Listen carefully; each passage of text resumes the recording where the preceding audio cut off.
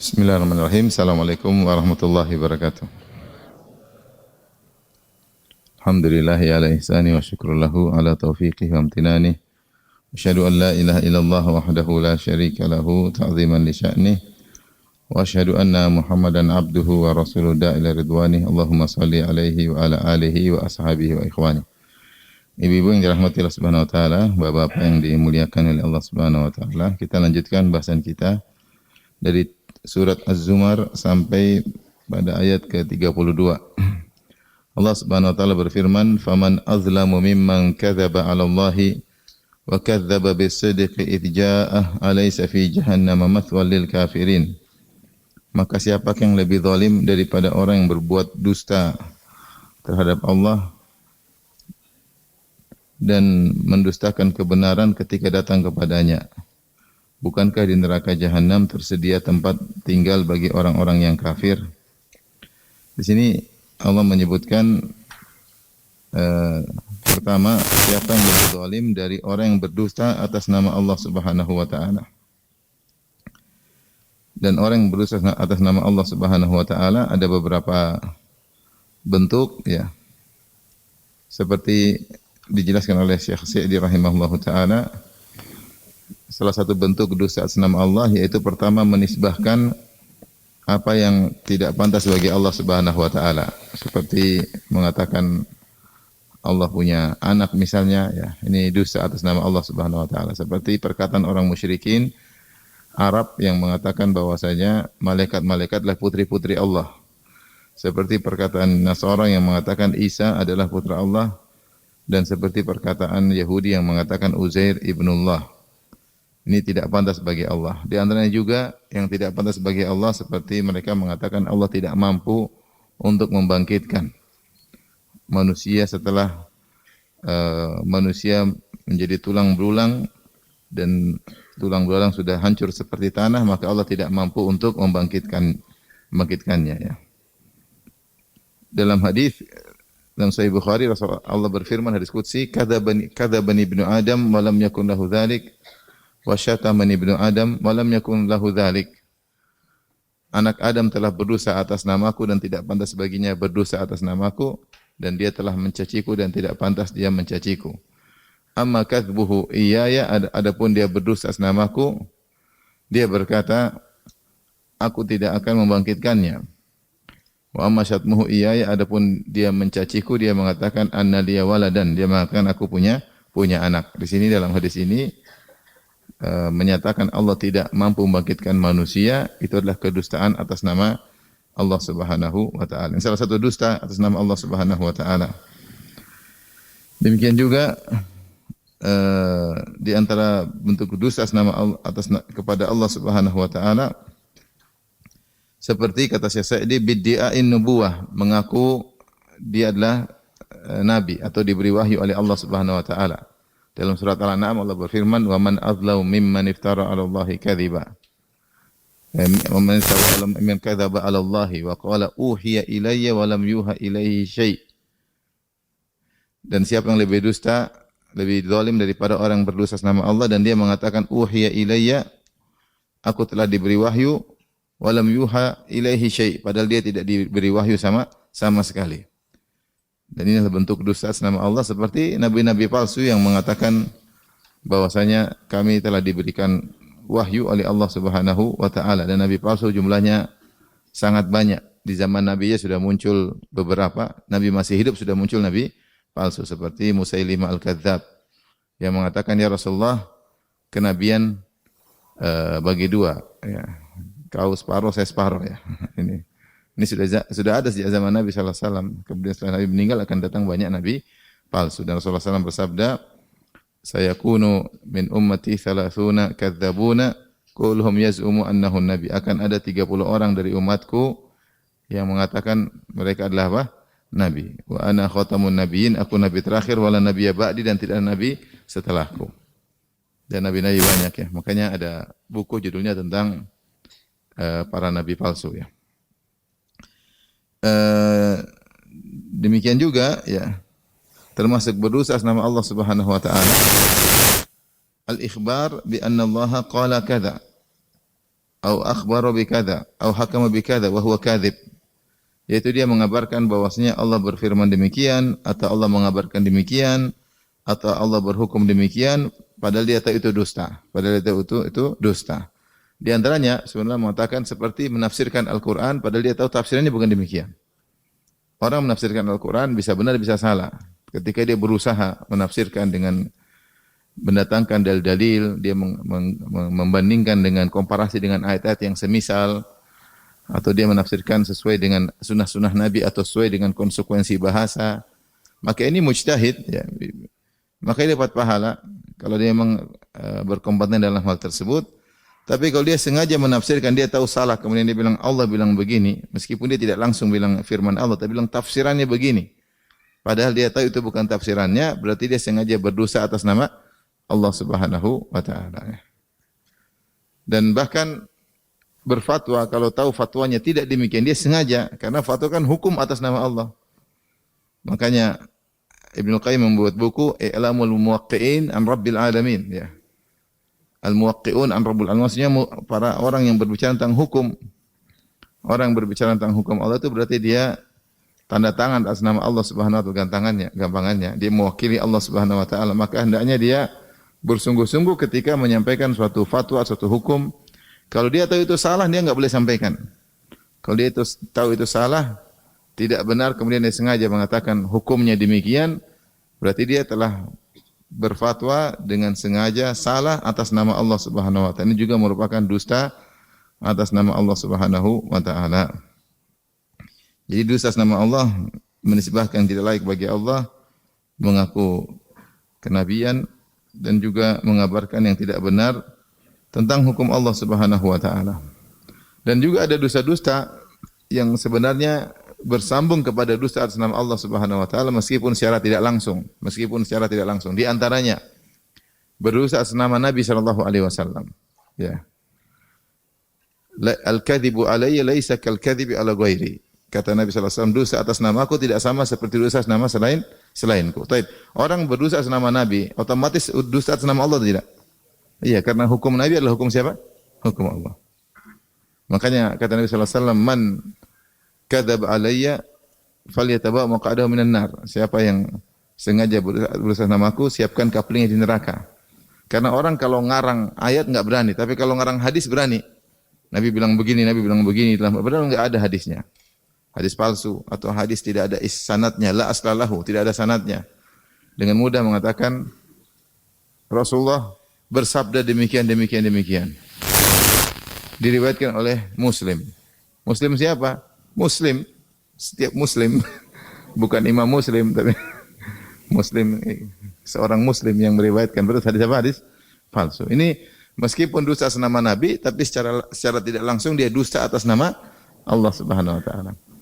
Juga di antara dosa besar adalah seorang mengaku mimpi sesuatu akan diazab di neraka jahanam. Dia mengatakan, saya melihat begini, bermimpi, padahal dia tidak bermimpi. Dan kita tahu bahwasanya mimpi itu punya rasa kepercayaan karena Rasulullah mengatakan bahwasanya mimpi adalah salah satu dari juz'un min sittatin wa arba'in minan nubuwah. Mimpi yang benar adalah satu dari 1/46 dari bagian kenabian.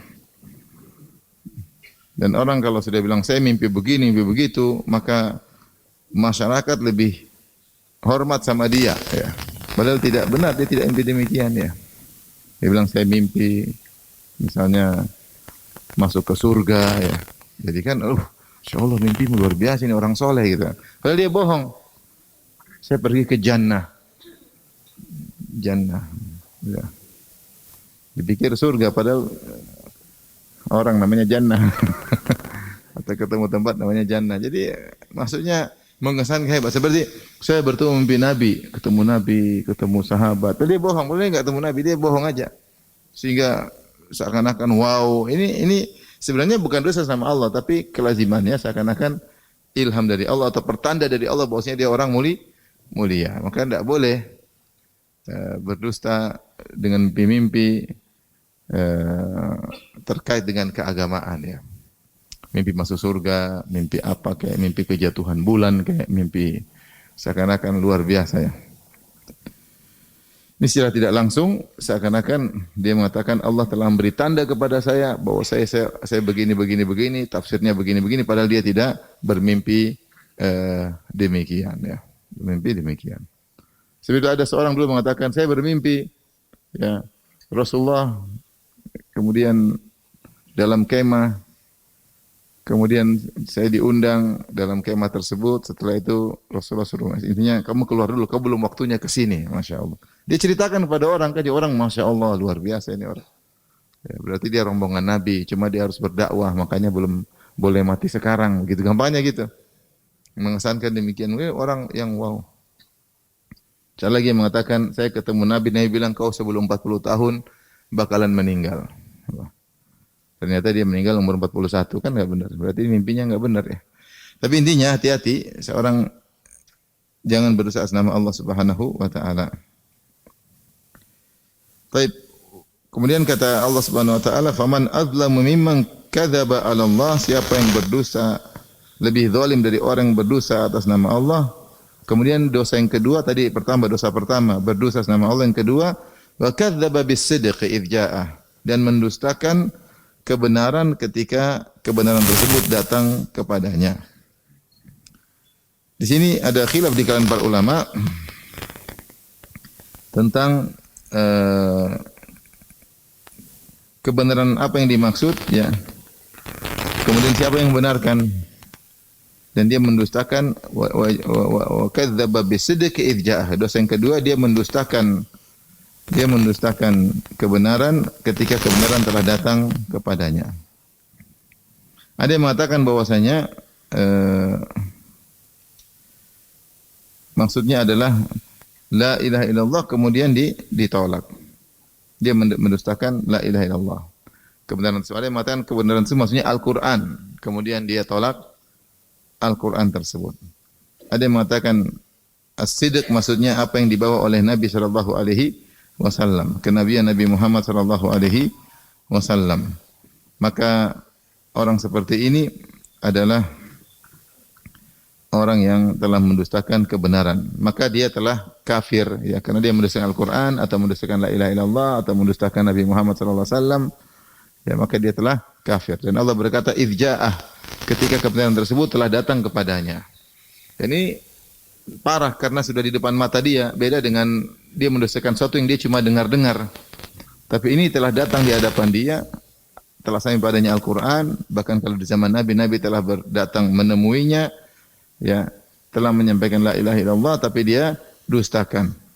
Maka tidak ada yang lebih zalim daripada orang yang menggabungkan dua dosa ini, dosa berdosa sama Allah dan dosa menolak mendustakan kebenaran. Maka orang ini orang kafir jelas, tidak ada yang lebih kafir dari orang seperti ini. Maka Allah berfirman di akhir ayat, alaysa fi jahannama mathwal lil kafirin.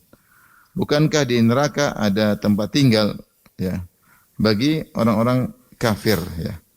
Orang-orang kafir maksudnya di sini lebih zalim karena zalim tersebut adalah lebih maksudnya kufur, kezaliman yang kafir. Ini dalil bahwasanya neraka adalah tempat orang-orang kafir, isyarat bahwasanya kalau ada orang muslim masuk neraka maka tidak akan abadi. Tidak akan abadi karena yang abadi di neraka cuma orang-orang kafir.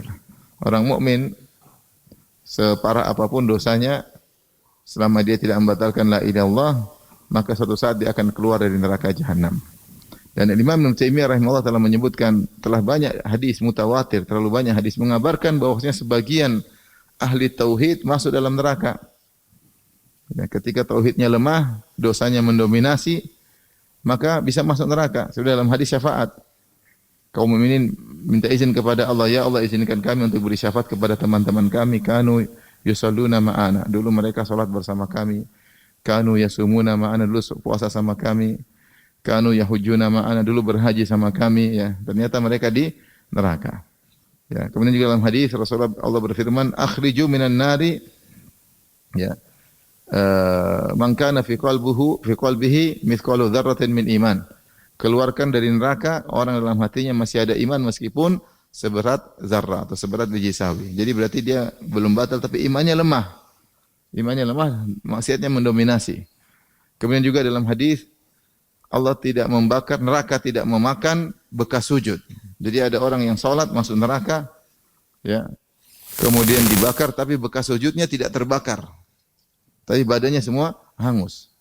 Berarti ada orang salat masuk neraka ada, orang haji masuk neraka ada.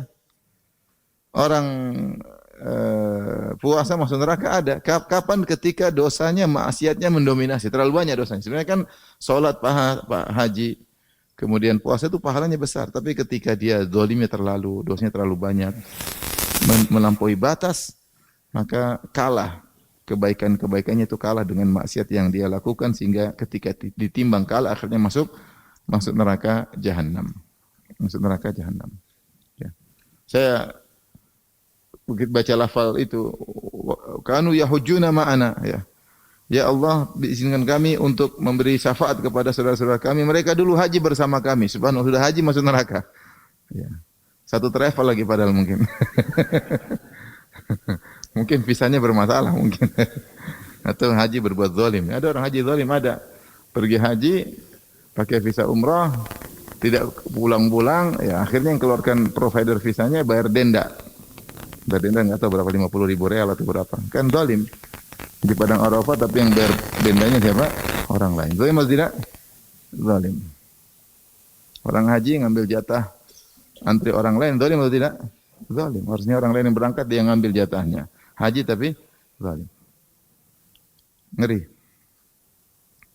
Bahkan kita tahu ada orang yang sudah haji 3 kali, ternyata penghujung hayatnya dia bunuh diri. Sudah haji berapa kali? 3 kali. Ada yang tidak semua. Tapi intinya kalau la ilaha illallah masih belum batal, kalaupun mereka masuk neraka, suatu saat mereka akan dikeluarkan. Dikeluarkan dalam bentuk sudah hangus. Menciut tubuhnya, karena kalau dibakar kan menyusut tubuhnya. Kemudian sudah hangus seperti faham, seperti arang. Kemudian dimasukkan ke Nahrul Hayat, sungai kehidupan. Kemudian tumbuh kembali seperti kecambah yang tumbuh. Baru kemudian masuk surga. Setelah itu mereka dikenal dengan Jahannamiyun, yaitu alumni neraka Jahannam. Mudah-mudahan kita bukan alumni. Tapi intinya bakalan masuk surga. Adapun orang kafir kekal di dalam neraka selama-lamanya. Bahkan orang kafir terbaik di alam semesta, yaitu Abu Talib, orang kafir terbaik mungkin di alam semesta. Siapa yang mengalahkan kebaikan Abu Talib? Yang waktu kecil ngerawat siapa? Nabi SAW. Yang pasang badan bela Nabi SAW. Yang Nabi boykot 3 tahun di tempat areal dia, disebut Syi'ib Abi Talib. Dikumpulkan di arealnya milik Abu Talib, kemudian diboykot selama 3 tahun. Itu pun tidak bisa keluar dari neraka Jahannam. Nabi diizinkan secara khusus, dan ini khusus Nabi, memohon agar diringankan siksaannya. Orang kafir yang lain enggak ada diringankan, ya. Wala yukhaffafu anhum min adzabiha. Kata Allah, orang kafir tidak diringankan azabnya, sama sekali enggak ada. Ya. Makanya di antara ayat yang paling mereka takutkan itu firman Allah, fadzuku falam nazidakum illa adzaba. Walam nazidakum wala nazid, apa ayat gimana? Illa adzab. Kami tidak memberi tambahan kecuali azab. Ya. Dalam surat An-Naba, ya. Kata Allah, fadzuku falan nazidakum illa adzaba.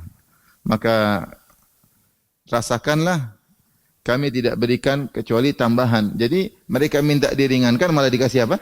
Tambahan. Ini ayat yang paling ditakuti oleh orang kafir. Khusus Abu Talib, dan dia adalah orang terbaik, mungkin orang kafir terbaik di alam semesta, diberi khusus kepada Nabi SAW, yaitu Nabi boleh minta keringanan. Makanya Nabi SAW mengatakan, laula ana lakana fid darkil asfali minan nar. Kalau bukan karena aku, sungguh dia berada di neraka Jahannam yang paling bawah. Dalam riwayat, inna ahwana ahlin nari adzaban yaumal qiyamah Abu Talib wa huwa yanta'ilu bin alaihi minan nar yagli bihima dimagu. Orang yang paling ringan azabnya pada hari kiamat kelak adalah Abu Talib, Dia memakai sendal dari api dan otaknya mendidih. Itu pun dia tidak bisa keluar dari neraka, hanya bisa diringankan, khusus dia. Oleh karenanya ketika Allah berfirman, "Alaysa fi jahannam mathwal lil kafirin", bukankah neraka jahanam tempat bagi orang kafir? Sebagian ulama berpendapat ini dalil bahwasanya yang abadi di neraka cuma apa? Orang-orang kafir. Adapun kalau tidak kafir masih bisa keluar dari neraka jahanam. Ya, sekali lagi tapi jangan bilang yang penting aman, kan ujungnya juga surga. Jangan. Jangan gitu, ujungnya surga berapa tahun kok di situ? Setahun aja sudah. Saya setahun sehari udah mampus ya. Dan ini orang Yahudi begitu, mereka nyaman melakukan maksiat. Mereka lantamassana an-naru illa ayyaman ma'dudat. Kata mereka kami tidak disiksa neraka kecuali beberapa hari aja. Sehingga mereka pede melakukan maksiat, zalim sana, zalim sini, masuk neraka cuma beberapa hari. Makanya jangan seperti perasaan Yahudi, tenang sebentar juga lolos akhirnya, enggak. 1 menit aja kok tidak kuat. Kita aja bakar tangan di lilin, 1 menit kita enggak kuat. Itu padahal api dunia, bagaimana api neraka.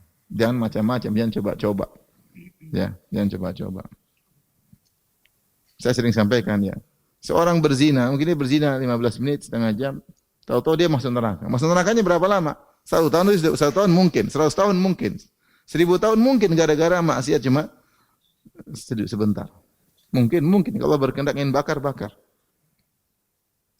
Siapa dia makan riba? Taib. Kok mungkin diazab? Mungkin gara-gara makan riba sekali. Mungkin. Kenapa tidak mungkin? Semua dosa tahta masyiatillah. Bisa Allah azab, bisa Allah tidak azab. Kalau pas Allah azab, Allah tidak ampuni kamu. Coba, kau disiksa berapa tahun kau tidak tahu. Tidak tahu. Waliyadzubillah.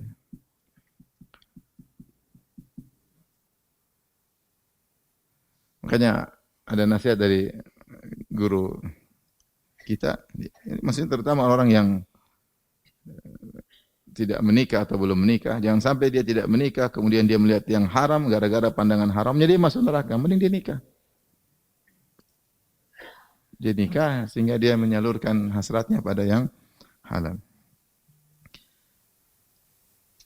Kemudian kita lanjutkan, Allah berfirman, "Walladzi jaa'a bis-sidqi wa saddaqa bihi ulaika humul muttaqun." Dan orang yang membawa kebenaran dan membenarkannya, ulaika humul muttaqun.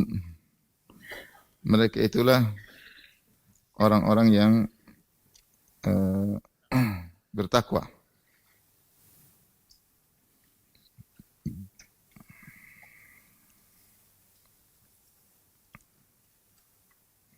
Dan orang yang bawa kebenaran ditafsirkan, ada yang menafsirkan itu Muhammad dan membenarkannya. Mereka itulah orang-orang yang bertakwa dan itu yang membenarkan Rasulullah sallallahu alaihi wasallam. Dan kita bacakan tafsir Ibnu Katsir rahimahullahu taala.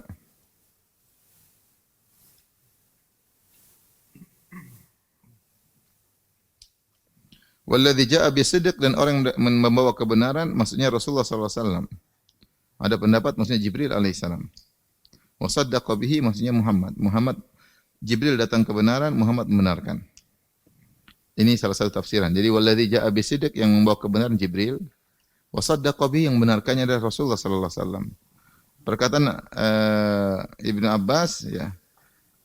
Walladzi jaa'a bisidq maksudnya orang yang mendatangkan bahwa la ilaha illallah, wa saddaqa bihi, yaitu Rasulullah sallallahu alaihi wasallam membenarkan la ilaha illallah.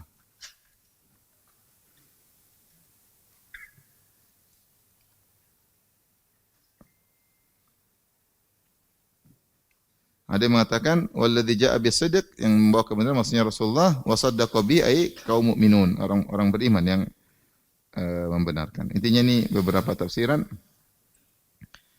Kemudian Allah mengatakan ulaika humul muttaqun, yaitu mereka orang-orang yang bertakwa.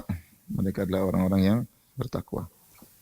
Ini setelah Allah menyebutkan tentang para pendusta yang mendustakan kebenaran. Setelah itu Allah menyebutkan orang-orang yang berlawanan dengan mereka, yaitu yang membenarkan kebenaran. Kalau yang mendustakan kebenaran tempatnya neraka jahanam kekal abadi, sebaliknya yang membenarkan kebenaran maka mereka di surga. Ini metode Al-Quran. Menyebut orang beriman, menyebut orang kafir. Menyebut surga, menyebut neraka. Menyebut pendusta, kemudian menyebut dengan yang membenarkan. Ya.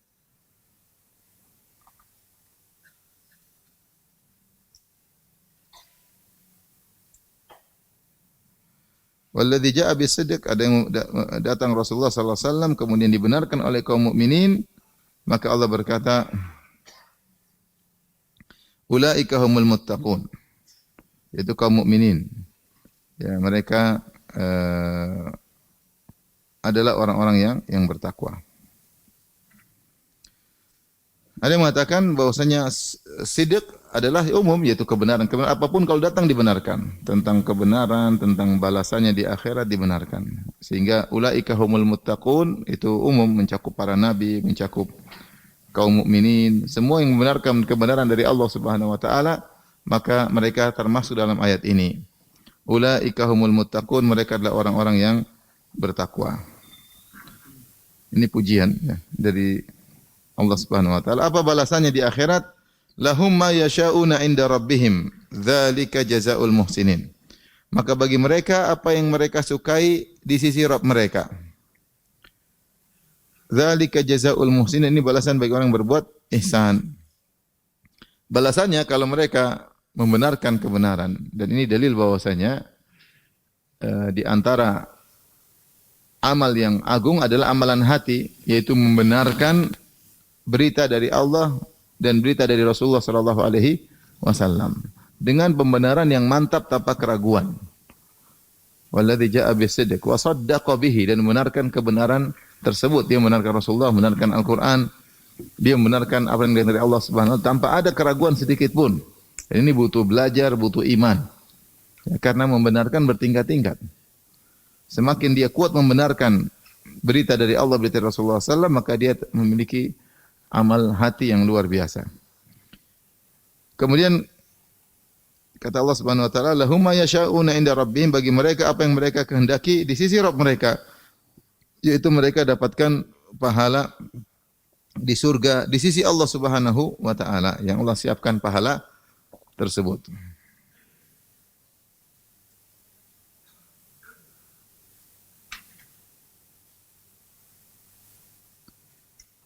Dan perkataan inda rabbihim, di sisi Rabb mereka, menunjukkan spesialnya pahala tersebut, karena pahala tersebut di sisi Allah Subhanahu wa taala, Allah siapkan buat mereka. Dan apa yang mereka minta dikabulkan. Seperti dalam ayat yang lain, ya. Walakum fiha ma tashtahi anfusukum walakum fiha ma tad'un. Di surga apa yang kalian hasratkan, dan di surga apa yang kalian aku-akui. Ya. Mata daun maksudnya apa yang kalian akui. Jadi apa yang dihasratkan kemudian akan hadir di depan mata. Apa yang kalian akui kemudian akan jadi milik kalian juga. Kalau di dunia banyak orang ngaku-ngaku, ya. Ngaku begini, ngaku begitu, saya punya ini, saya punya, ternyata enggak benar. Ya. Ternyata tidak benar. Tapi kalau di surga seorang ngaku-ngaku, saya punya ini, jadi. Ngaku-ngaku apa saja, silakan ngaku apa aja. Kalau di dunia kan ngaku-ngaku belum tentu punya. Tapi kalau di surga ngaku apa saja pasti dikabulkan. Dalam hadis penghuni surga dikatakan oleh Allah Subhanahu wa taala, berkata kepadanya, tamanni atau tamanna. Tamanna, silakan engkau berangan-angan. Kemudian dia pun berangan-angan, pengin punya ini, pengin punya itu. Wala yazalu yatamanna, dia terus berangan hatta tanqati' ya yaitu umniyatuhu. Dia berangan-angan sampai seluruh angan-angannya habis. Sudah enggak mampu lagi berhayal. Kau pengin apa coba? Kalau antum dibilang, pengin apa coba angan-angan? Pengin ini, terus sampai dia enggak mampu lagi. Setelah berkata, laka dzalik wa asyratu amthalihi ma'ahu. Apa yang kau angan-angankan semua itu akan kau dapatkan, dan 10 kali lipatnya. Jadi di surga di luar nalar ya, di luar nalar. Kenikmatan di luar nalar ya. Selain itu, selain apa yang diangan-angankan, namanya orang anak-angan itu biasanya apa yang pernah dia lihat, yang pernah dia tahu, itu yang diangan-angankan. Ternyata Allah siapkan lagi di luar angan-angannya. Seperti dalam hadis qudsi kata Allah Subhanahu wa taala, a'dadtu li ibadiyas salihin ma la ainun ra'at wa la udhunun sami'at wa la khatar ala qalbi bashar. Aku siapkan bagi hamba-hambaku yang saleh kenikmatan yang tidak pernah dilihat oleh mata mereka, tidak pernah didengar oleh telinga mereka, dan tidak pernah terbetik dalam hati mereka. Jadi ada kenikmatan spesial yang kita nggak bisa, yang seorang penghuni surga tidak bisa bayangkan. Seandainya antum sekarang mau surga, antum pasti pengin mobil ini, pengin mobil yang antum pernah lihat. Antum tidak bisa meminta sesuatu yang tidak pernah antum lihat karena tidak bisa berangan-angan. Apa yang kita berangan-angan itu sejenis apa yang pernah kita lihat. Ternyata setelah itu ada lagi nikmat lain yang Allah siapkan yang tidak pernah kita terbetik dalam benak kita sama sekali. Tidak pernah terbetik oleh para penghuni surga sama sekali. Dan kita di dunia, kita lihat yang semisal ini. Mungkin kalau kita kembali ke nenek moyang dahulu 1000 tahun lalu atau 500 tahun lalu, mereka tidak terbayangkan ada namanya HP. Bahwasanya HP tersebut bisa video call. Nggak terbayang benak mereka karena mereka nggak pernah tahu, nggak terbetik akan ada seperti itu. Padahal kenikmatan luar biasa. Ini namanya kenikmatan lain jenis, kenikmatan lain jenis. Mereka tidak berpikir akan naik suatu mobil yang mewah, ada AC-nya, kemudian jalan, Masya Allah. Tidak terbayang, karena mereka tidak pernah lihat kenikmatan seperti itu. Kalau kita bicara misalnya 2000 tahun lalu, 3000 tahun, belum ada mobil misalnya. Kita bicara 3000 tahun lalu, orang tak bayang ternyata ada pesawat, nggak kebayang. Kalau disuruh minta apa, dia pasti minta yang sejenisnya. Paling dia minta istana kan ada zaman dahulu. Ya seperti itu. Ya minta apa kayak yang sejenis yang dia lihat. Ternyata banyak kenikmatan kemudian yang muncul yang tidak sejenis. Ya kira-kira demikian. Kalau di surga demikian, seorang masuk surga dia minta apa yang diinginkan, kenikmatan yang pernah dia lihat, mungkin dia lebih mewahkan lagi, tapi ternyata ada kenikmatan-kenikmatan yang di luar nalar dia yang tidak pernah dia lihat, tidak pernah dia dengar, bahkan tidak pernah terbetik dalam hati. Kita aja yang sejenis aja, ya. Banyak kenikmatan sejenis di dunia ini yang kita tidak duga ternyata enak sekali. Saya sering contohkan seperti durian. Saya dulu suka makan durian ya. Makan durian. Terus akhirnya ada dikenalkan durian Malaysia, musangking. Wah, ternyata sudah makan musangking durian, kok ada durian enak seperti ini gitu. Sebelum pernah terbayang bahwasanya ada durian saya enak apa? Saya enak ini. Itu contoh nikmat sejenis. Pikiran saya durian cuma gitu-gitu. Ternyata ada yang enak. Akhirnya sekarang kalau ketemu durian kurang selera. Kemudian muncul lagi namanya black thorn, lebih enak lagi. Ya Allah, musangking. Kalau maksudnya contoh ini kenikmatan sejenis ada yang kita tahu ternyata akhirnya membuat kita lupa kenikmatan yang sebelumnya. Diberi kenikmatan baru, kenikmatan lama jadi sudah tidak rasa lagi.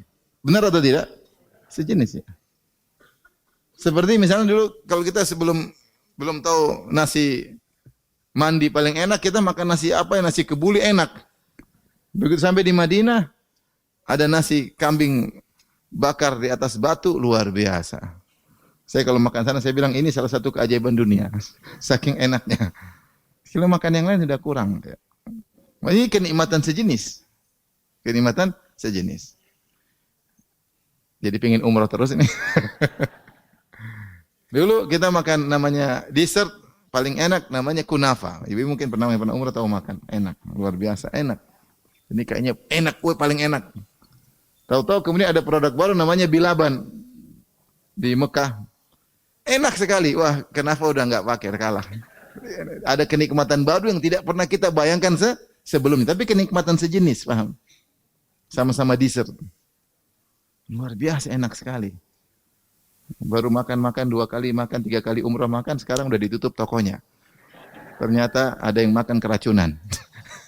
Alhamdulillah saya tidak termasuk yang keracunan. Lagi diinvestigasi, mudah-mudahan bisa balik lagi ya. Tapi maksudnya ini contoh ada kenikmatan-kenikmatan yang tidak pernah dirasakan apa? Sebelumnya, tapi sejenis, sejenis ya. Ya. Orang-orang dahulu, zaman dahulu, sekaya apapun, raja-raja dulu, mereka nggak ada AC. Mereka kalau kepanasan pasti mungkin ada yang kipas-kipasin. Mungkin yang kipasin cewek-cewek, oke lah cewek-cewek, tapi kan lebih enak AC. Bicara anginnya ya. Mereka tidak bayangkan ternyata di kemudian hari ada AC, bisa diatur derajatnya, kalau dingin diturunkan luar biasa. Tapi itu kenikmatan sejenis. Kenikmatan apa? Sejenis. Nah, di surga Allah siapkan kenikmatan yang tidak sejenis. Kenikmatan yang tidak sejenis ya. Makanya di antara kenikmatan tidak sejenis yang Allah sebutkan adalah memandang wajah Allah. Makanya Allah mengatakan lilladzina ahsanul husna wa ziyadah. Bagi orang-orang yang ihsan, berbuat ihsan di dunia, mereka akan dapatkan husna itu surga wa ziyadah. Ziyadah tafsiran yaitu tambahan. Itu nikmat tambahan itu melihat wajah Allah. Kenapa disebut dengan tambahan? Sebagian ulama karena nikmat bukan nikmat sejenis yang pernah mereka tahu di dunia. Jadi di sini Allah mengatakan lahum ma yasha'una inda rabbihim, bagi mereka apa yang mereka inginkan di sisi Rabb mereka di surga. Firman Allah inda rabbihim menunjukkan spesial, nikmat yang spesial. Timbul pertanyaan, Ustaz, kalau benar semua orang ingin apa saja dikabulkan, boleh enggak dia ketika di surga pingin surganya sama dengan surganya Nabi Muhammad sallallahu alaihi wasallam? Karena semua minta dikasih, ya enggak? Boleh enggak? Boleh enggak? Ya enggak boleh lah. Rasulullah punya tempat yang tidak boleh disamain oleh siapapun. Apa doa dengar azan? Allahumma rabba hadhihi da'wati tammah wa salatil qa'imah ati Muhammadin al-wasilah wal fadilah, ya, al-wasilah wal fadilah, ya. Disebutkan di antaranya itu suatu tempat kedudukan yang hanya boleh untuk satu orang. Wa arju an akuna huwa, dan aku berharap akulah orangnya, ya. Tempat yang paling tinggi yang tidak ada yang bisa menempatinya kecuali siapa? Rasulullah. Ya. Terus bagaimana Ustaz? Maka para ulama menjawab, ya, beberapa jawaban. Jawaban pertama, kita tahu penghuni surga berlevel-level enggak? Berlevel-level. Orang yang sholat malamnya tiap hari misalnya dia tiap hari sholat 2 jam. Sama orang sholat malamnya cuma 15 menit. Surganya beda enggak? Beda. Terus yang 15 menit bilang, ya Allah saya pengen seperti dia. Enak kali kok di dunia cuma sholat 15 menit, sekarang mau sama dengan saya. Ya, enggak adil. Makanya Allah Maha Adil, walikullin darajatun mimma amilu. Setiap orang tergantung apa? Amalannya. 2 orang sama-sama berbakti, tapi satu berbaktinya masih perhitungan, satunya jor-joran. Kalau sama orang tua dia jor-joran, tidak peduli. Tentu surganya beda atau sama? Beda jelas. Kemudian ketika mau surga, ya Allah saya ingin seperti dia. Enak kali kau dulu pelit sama orang tua, sekarang mau sama dengan dia, tentu harus beda. Harus beda. Nah, bagaimana? Padahal Allah berkata apa yang dia minta dikasih. Sebagaimana jawabannya? Jawaban pertama, bahwasanya kondisi di surga tidak seperti kondisi di dunia. Seorang kalau sudah masuk surga dengan levelnya, dia sudah nyaman dan dia tidak punya hasad sama sekali. Allah cabut hasad dari dadanya. Makanya Allah berfirman, innal ladzina amanu wa amilus solihati kanat lahum jannatul firdausi nuzula khalidina fiha la yabghuna anha hiwala. Sungguhnya orang yang beriman dan beramal saleh, bagi mereka surga Firdaus, dan Firdaus ini maksudnya bukan surga tertinggi, yaitu surga secara umum. Karena Firdaus terkadang maknanya surga tertinggi, terkadang maknanya surga. Nuzula, Allah berikan hidangan kepada mereka, kemudian kata Allah khalidina fiha, mereka berada kekal dalam surga, la yabghuna anha hiwala, mereka tidak mau pindah. Sehingga mereka dalam setiap level sudah nyaman. Sudahnya nyaman, mereka tidak mau pindah. Makanya apakah penghuni surga bisa saling kunjungan? Tentu bisa, ya. Misalnya seorang saudaranya di surga tinggi, dia surga bawah. Main gimana? Ya, urusan Allah lah. Ketemu di mana? Yang jelas tidak ketemu di Starbucks. Apalagi Kentucky, enggak.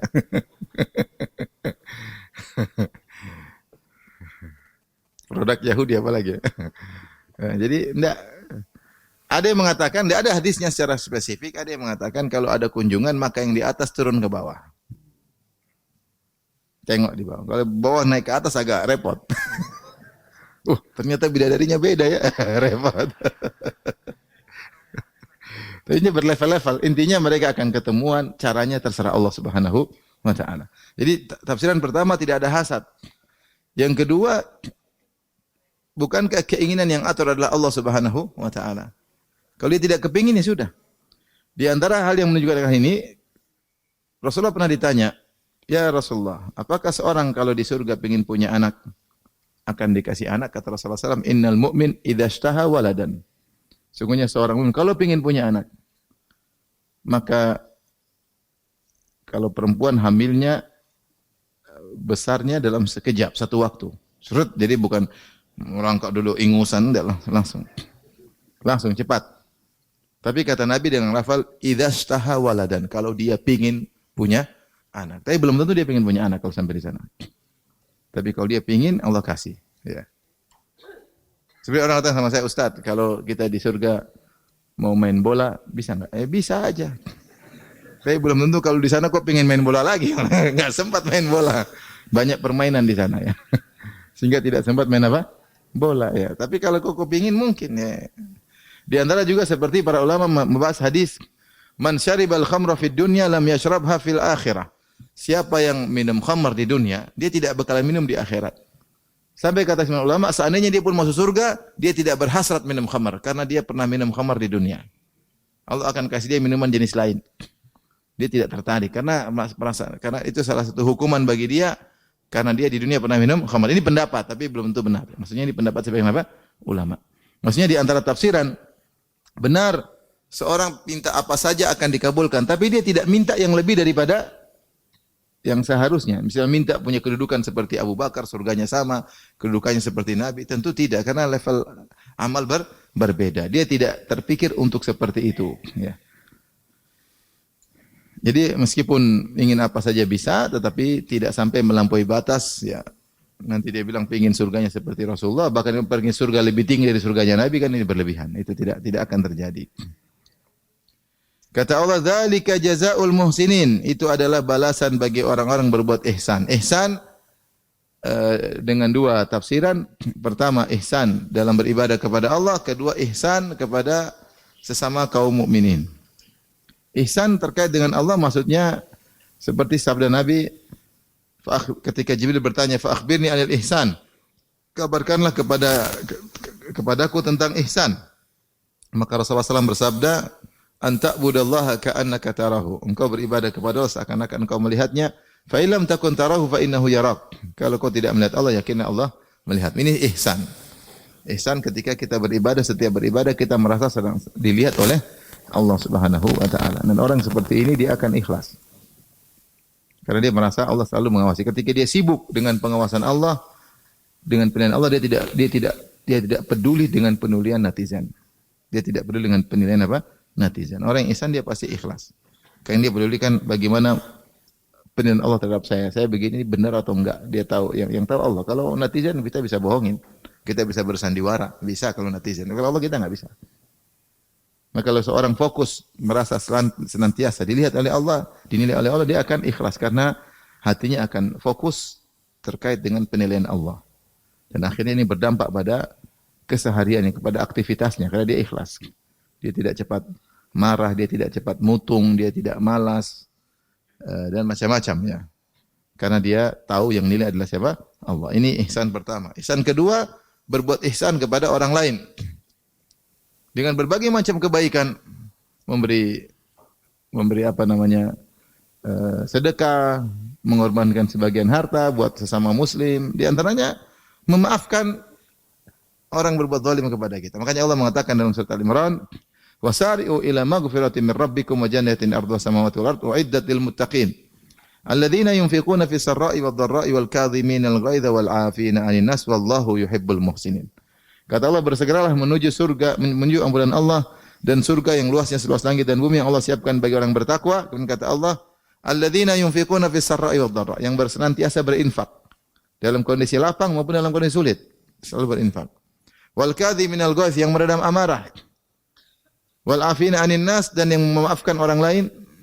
Wallahu yuhibbul muhsin, Allah mencintai orang-orang ihsan. Orang tiga orang ini, pelaku tiga amal ini disebut orang muhsin di sisi Allah Subhanahu wa ta'ala. Karena dia senantiasa berinfak, maka dia berbuat baik sama orang lain. Dia bisa marah, dia redam amarahnya, maka dia berbuat baik sama orang lain. Dia mau pembalas, tapi dia memaafkan, berlapang dada, ini telah berbuat baik kepada orang lain. Maka ini disebut orang-orang yang ihsan. Maka seorang menggabungkan keduanya, ihsan ketika beribadah dan berbuat ihsan kepada orang lain dengan berbagai macam kebaikan, dengan tutur kata yang baik, dengan memaafkan, dengan mengajari kebaikan, ya, dengan menghargai dia, ya, dengan berbagai kebaikan yang bisa kita lakukan kepada siapapun, kepada kerabat, kepada tetangga, kepada pekerja, kepada kawan, ya, kepada siapapun yang kita bisa berbuat baik, kita berbuat baik. Makanya As-Sa'di berkata bahwasanya dua landasan kebahagiaan, pertama al-ikhlas, ikhlas kepada Allah ketika beribadah, yang kedua berbuat baik kepada orang lain, dan itu dikumpulkan dengan ihsan. Siapa yang ikhlas dalam ibadahnya dan suka membantu orang lain, dia orang paling bahagia. Dia orang paling bahagia. Apapun kondisinya, apapun lingkungannya, dia pasti orang yang bahagia. Kata Allah, "Dzalika jazaa'ul muhsinin," dan itu adalah orang berbuat ihsan. Balasan orang berbuat ihsan. Ya. Terutama para sahabat yang kemudian mereka banyak berkorban. Di zaman Nabi SAW, mereka harus berhijrah, meninggalkan harta mereka, meninggalkan kampung halaman mereka, meninggalkan kerabat mereka, harus ribut dengan kerabat, harus terkadang suami harus pisah dengan istrinya, harus bermusuhan dengan orang tuanya, ya. Kemudian harus berjuang, dan mereka adalah orang yang muhsinin, yang ikhlas kepada Allah Subhanahu wa taala. Taib, makanya di sini kata Syekh Sa'di, dzalika jazaa'ul muhsinin, balasan bagi orang berbuat ihsan, yaitu alladzina ya'budunallaha ka'annahum yarawnahu, yaitu orang beribadah kepada Allah seakan-akan mereka melihat Allah. Fa illam yakunu yarawnahu fa innahu yarahum.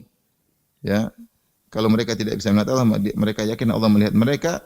Dan al-muhsinin ila ibadillah, dan yang berbuat baik kepada hamba-hamba Allah yang lain. Kita kalau berbuat baik sama orang apapun, berarti kita sedang berbuat apa? Ihsan. Dan kita yakin Allah melihat apa yang kita lakukan. Setelah itu Allah berfirman, liyukaffirallahu anhum aswa alladhi amilu wa yajziyahum ajrahum bi ahsani alladhi kanu ya'malun. Agar Allah menggugurkan dari mereka amal terburuk yang mereka lakukan, dan Allah balas kebaikan mereka dengan amal terbaik yang mereka lakukan.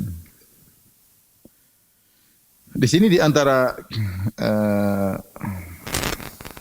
faedah dari walladzi jaa'a bis-sidqi wa saddaqa bihi ulaika humul muttaqun, ya, yaitu membenarkan berita dari Allah, membenarkan berita dari Rasulullah SAW, membenarkan menjalankan perintah Allah, menjalankan perintah Rasulullah SAW, ya.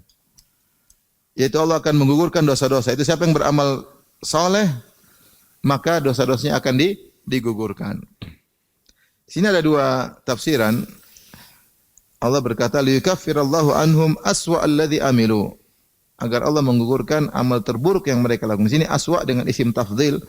Ada yang menafsirkan dengan amal terburuk yang mereka lakukan, di antaranya syirik, di antaranya kekufuran. Kalau mereka sudah masuk Islam, mereka benarkan Rasulullah, mereka masuk Islam, maka kesyirikan, kufuran yang mereka lakukan, karena itu amal terburuk, akan diampuni oleh Allah. Dan jika yang terburuk aja diampuni, apalagi yang biasa-biasa saja. Ini tafsiran pertama.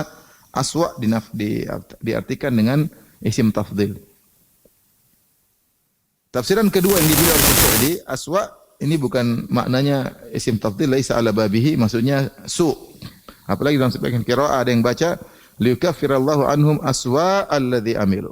Maksudnya agar Allah menghapuskan dosa-dosa mereka, umum dosa-dosa mereka. Oleh karena Sa'di mengatakan dia mengatakan amal terbagi tiga. Saya bacakan. Amalul insan lahu thalathu halat. Kata Syekh Sa'di rahimahullah, amal manusia tiga kondisi. Imma aswa, terburuk. Yang kedua au ahsan, yang terbaik. Yang ketiga la aswa wa la ahsan, tidak terbaik, tidak terburuk. Wal qismul akhir qismul mubahat. Wa ma la yata'allaqu bihi thawabun wala iqab. Adapun yang ketiga tidak terburuk dan tidak terbaik, maksudnya yang tidak ada kaitannya dengan dosa maupun pahala. Wal aswa, adapun yang terburuk, al ma'asi kulluha, yaitu seluruh maksiat disebut dengan terburuk. Wal ahsan, dan amal terbaik maksudnya taat kulluha, seluruh ketaatan. Jadi dia tidak membagi maksiat ada dua, terburuk dengan yang buruk enggak. Yang dimaksud terburuk semua amal maksiat. Itu disebut terburuk. Terburuk dari amal seorang hamba. Yang disebut al-ahsan terbaik bukan ada ketaatan yang terbaik dan baik. Semua ketaatan adalah amal hamba yang terbaik. Jadi amal hamba cuma 3 kata beliau. Terburuk, terbaik, terburuk, yang enggak terburuk dan terbaik. Yang terbaik apa? Ketaatan seluruhnya. Yang terburuk semua maksiat, itu terburuk dari amalnya. Yang tidak terburuk, tidak terbaik maksudnya perkara yang mubah. Ini pendapat. Jadi ada 2 pendapat yang ahli tafsir. Maksudnya yang terburuk yaitu yang buruk-buruk semuanya. Tanpa derajat terburuk maupun buruk. Sama disebut dengan terburuk. Semua maksiat disebut amal terburuk. Semua kebaikan disebut amal terbaik. Adapun mendapat sebagian ahli tafsir enggak. Aswa maksudnya dosa itu ada yang terburuk, ada yang buruk. Sehingga kalau dia melakukan amal saleh membenarkan Nabi sallallahu alaihi wasallam, masuk Islam misalnya, maka akan diampuni dosa terburuknya dan konsekuensinya yang buruk-buruk juga akan diampuni. Khilaf tidak terlalu jika dimaknakan demikian tidak terlalu signifikan perbedaannya. Kemudian wa yajziyahum ajrahum bi ahsani alladzi kanu ya'malun, dan akan Allah balas mereka dengan amal terbaik yang mereka lakukan. Amal terbaik yang mereka lakukan. Ya Allah akan berikan balasan yang terbaik atas ketaatan yang mereka lakukan.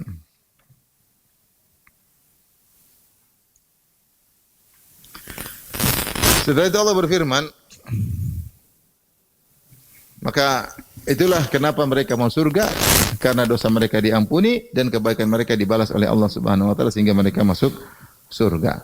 Dan masuk surga itu karena 2 hal itu, diampuni dan diberi balasan. Makanya ketika penghuni surga mau surga, kata Allah Subhanahu wa taala, mereka berkata alhamdulillahilladzi azhaba 'annal hazan inna rabbana laghafurun syakur. Kata penghuni surga ketika mau surga, segala puji bagi Allah yang telah menghilangkan kesedihan dari kami. Inna rabbana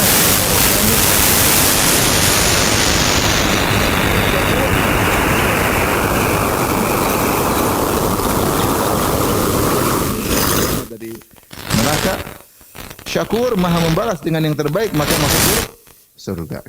Sehingga tidak ada yang perlu dikhawatirkan. Tidak ada kesedihan, tidak khawatir akan dihukum karena ketika orang masuk surga tahu dosanya banyak. Dia tidak perlu khawatir karena Tuhan Maha Pengampun. Layak mendapatkan surga, jangan khawatir karena Allah syakur. Amal sedikit dibalas dengan yang banyak.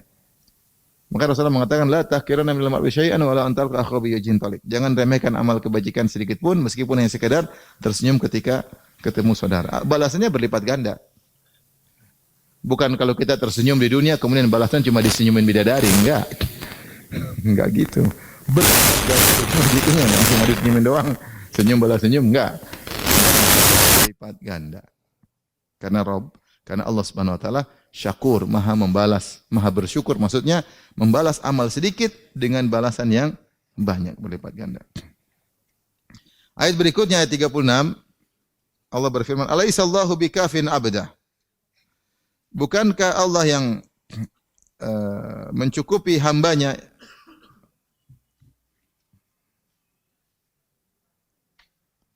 Bukankah Allah yang cukup untuk melindungi hambanya? Wa yukhawifunaka billadzina min duni. Sementara mereka menakut-nakuti engkau dengan sembahan-sembahan selain Allah. Wa may yudlilillahu fama lahu min had. Siapa yang disesatkan oleh Allah maka tidak ada yang bisa beri petunjuk baginya. Ayat selanjutnya, wa may yahdillahu fama lahu min mudhil. Dan siapa yang diberi petunjuk oleh Allah tidak ada yang bisa menyesatkannya. Alaihissallahu bi'azizin zintiqam. Bukankah Allah Subhanahu wa taala Maha perkasa dan Dia punya kemampuan untuk bisa membalas, yaitu mengadab. Taib, di sini Allah berkata alaihissallahu bikafin abda. Bukankah Allah yang mencukupi hambanya? Ya, seperti fasayakfikahumullah. Ya, Allah akan menolong engkau dari mereka. Ya. Seperti ketika kisah tentang seorang pemuda yang kemudian dia menyembuhkan penyakit, yang buta bisa melihat, sampai akhirnya raja marah, maka raja kirim orang untuk bunuh dia. Ya. Setiap raja kirim orang untuk bunuh dia, dia mengatakan Allahumma kfini, Allahumma kfini, Allahumma kfinihim bima syi'at. Ya Allah cukupkan aku, lindungi aku dari mereka dengan yang kau kehendaki. Ya, Allah makfinihim bima syi'ta. Jadi kafin, yaitu kafini. Ya Allah, jadilah engkau mencukupiku, yaitu melindungiku dengan cara yang kau kehendaki. Akhirnya ketika mereka ajak dia di atas gunung, mereka jatuh. Ketika mereka ajak mereka ingin buang dia di lautan, mereka yang tenggelam. Ya. Sampai akhirnya dia meninggal ketika dipanah dengan pemanahnya berkata, Bismillahirrabbilgulam. Kisah yang masyhur dalam kisah Ashabul Ukhdud. Di antara doanya dia berkata, Allahumma kfinihim bima syi'ta. Ya Allah, lindungilah aku dari mereka dengan cara yang kau kehendaki. Allah berfirman, Alaihissallahu bikafin abda. Bukankah Allah pelindungmu yang itu mencukupimu? Meskipun mereka nakut-nakuti engkau dengan sembahan-sembahan mereka. Kebiasaan orang ahli batil nakut-nakutin dari dulu. Seperti di zaman Nabi Hud, ya, mereka kaum Ad berkata, Inna qulu illa taraka ba'du alihatina bisu. Tidaklah kami berkata kecuali i'taraka ba'du alihatina bisu. Yaitu, hai Hud, engkau ini agak enggak beres karena kau telah kualat, telah terkena keburukan dari sembahan-sembahan kami. Itu karena kau menentang berhala-berhala, kau sekarang enggak beres, kau telah terkena penyakit. Qala inni usyhidullah, maka Nabi Hud bantah.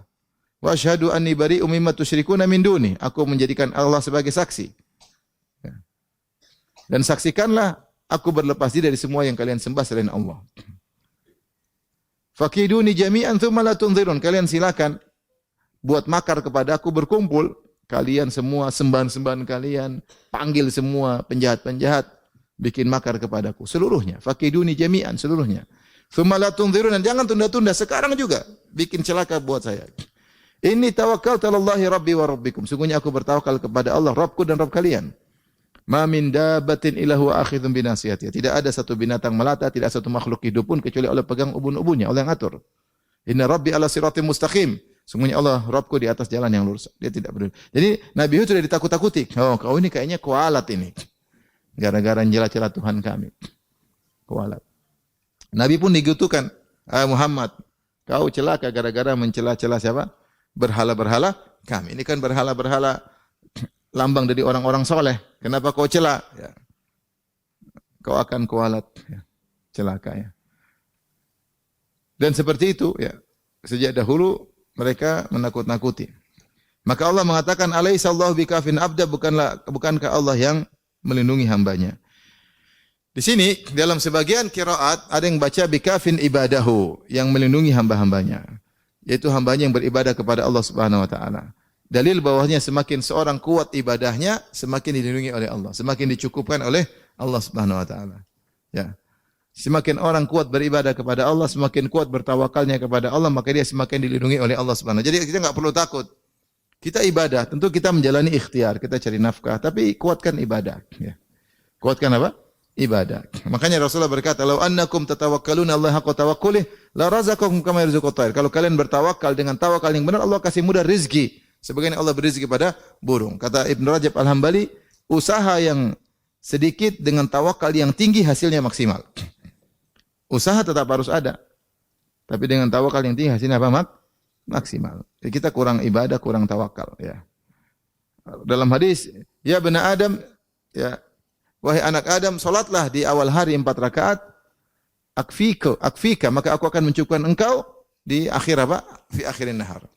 Siapa yang di pagi hari beribadah yang mengatakan 4 rakaat, maksudnya 2 qobliyah subuh dan subuh, ada yang mengatakan 4 rakaat duha.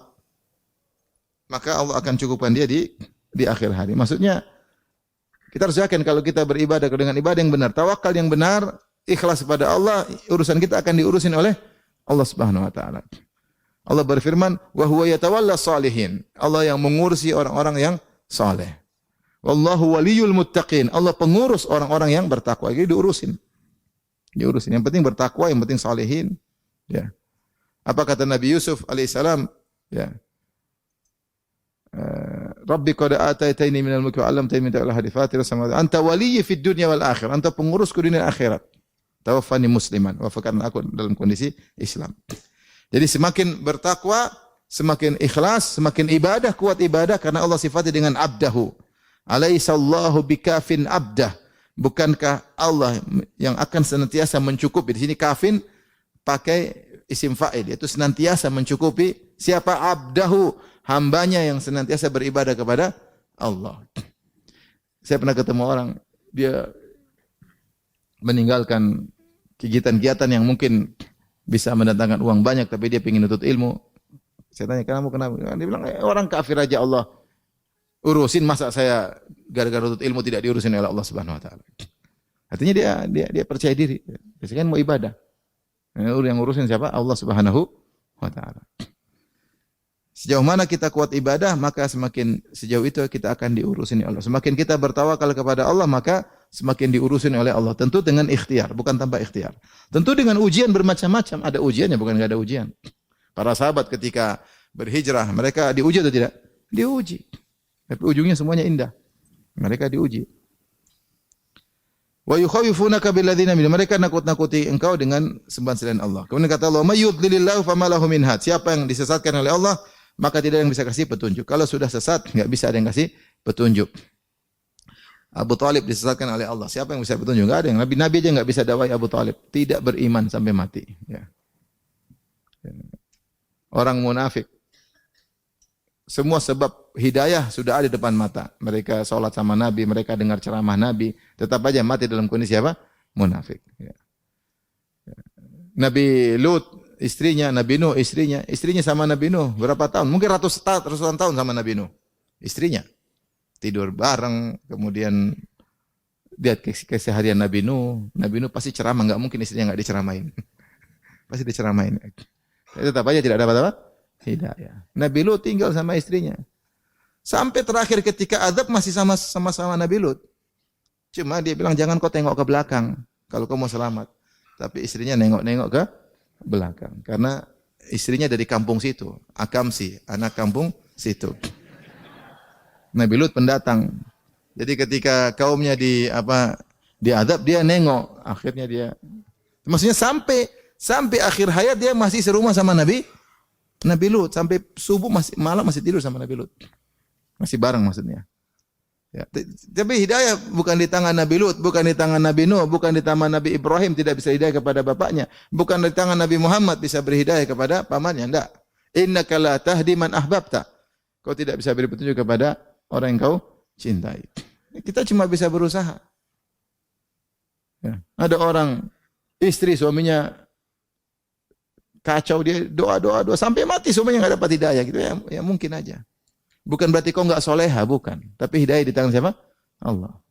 Seorang ustaz mungkin doa supaya istrinya soleha, enggak soleha sampai mati pun ya. Bukan berarti bukan berarti ustaznya enggak soleh. Ini memang hidayah di tangan siapa? Allah. Apa Nabi Muhammad kurang solehnya sallallahu alaihi wasallam? Pamannya sendiri tidak bisa dapat hidayah. Wa may yahdillahu fama lahu min mudhil. Sebaliknya siapa yang Allah kasih hidayah, tidak ada yang bisa menyesatkan. Sekarang ada syekh adik kelas saya terkenal namanya Abdullah Swaidi dari Swedia. Bayang tinggal di Swedia penuh dengan orang kafir, bukan orang kafir, ateis. Entah bapak ibunya ateis atau pokoknya di tengah-tengah orang kafir tahu-tahu Allah cabut dia orang bule. Entah gimana caranya akhirnya dia sekolah di Madinah jadi doktor. Sekarang punya buku tentang bantahan terhadap ateis. Sekarang ceramah-ceramah bahasa Inggris, oke, bahasa Arab, oke. Siapa yang duga diambil dari lingkungan jutaan kafirin, Allah ambil satu, ceret. Siapa yang bisa nolak? Kalau Allah mau kasih apa? Hidayah. Enggak ada yang bisa. Salman Al-Farisi, contoh. Di tengah-tengah kaum Majusi, bapaknya pun orang top, pembesar Majusi. Sampai dia dibelenggu, sampai akhirnya dia bisa dapat dia sendiri. Cari kebenaran sampai akhirnya jadi sahabat Nabi sallallahu alaihi wasallam. Di luar nalar, tapi kalau Allah kasih kehendak enggak ada yang bisa menghalangi. Enggak ada yang bisa menghalangi. Saya ketemu ada orang dia bilang, "Saya paling benci dakwah sunnah, paling benci."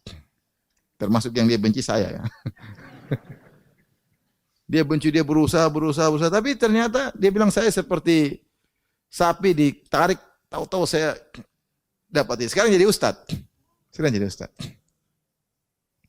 Ada satu orang juga donatur luar biasa ya. Dia paling anti sama dakwah sunnah. Kalau ada dakwah dia larang-larang. Dia larang, ada dakwah dilarang, pokoknya enggak boleh. Sampai akhirnya satu hari saya dengar cerita dapat hidayah, dia jengkel, kemudian dia naik mobil, ada iklan yang sudah dirobek-robek kalau nggak salah kertas, tapi tulisan Radio Roja 5 berapa? 7. Saya saking nggak pernah dengar Radio Roja lagi, saya lupa. 756 apa? AM. Apa sih? Dia coba. Coba subhanallah dapat hidayah. Donatur. Sampai saya pernah ngisi pengajian buka puasa 1.500 orang dia yang kasih buka puasa. Hidayah. Dia mau kabur dari hidayah kalau Allah berkehendak dapat tetap dapat. Jadi wa may yahdillahu famalahu min mudil.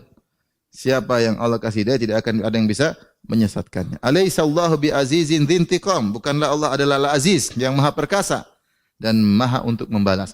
Aziz dari izzun. Dan kalau Allah disebut aziz maka kembali kepada tiga makna. Pertama, izzatul quwwah, yang kedua izzatul qahr wal ghalabah, yang ketiga izzatul imtina. Izzatul quwwah maksudnya Allah maha perkasa, Allah punya kekuatan. Allah bisa bikin apa sih yang dia kehendaki, namanya izzatul quwwah. Yang kedua, izzatul qahr, yaitu Allah mendominasi. Tidak ada yang bisa keluar dari keinginan Allah. Ya, siapapun yang Allah kehendaki, wa huwal qahiru fawqa ibadi, maka Allah berkuasa dan Allah menjalankan apa yang diinginkan. Tidak ada yang keluar dari keinginan Allah. Yang ketiga, izzatu imtina, yaitu tidak ada yang bisa mengalahkan Allah, yaitu seperti seorang yang terlindungi. Kalau manusia disebut mani, yaitu tidak ada yang bisa mengganggunya. Tidak ada yang bisa mengoreknya kalau bahasa kita. Allah demikian, makhluknya semua rendah, tidak ada yang bisa mengusiknya.